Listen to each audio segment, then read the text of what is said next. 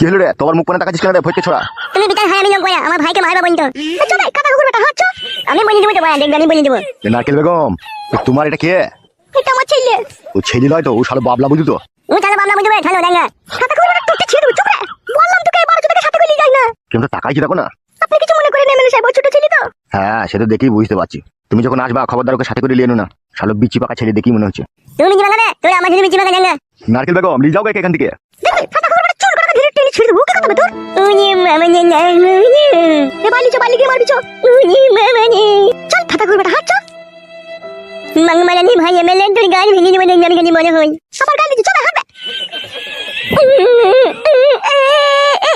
চল কথা ঘুরবে হাত।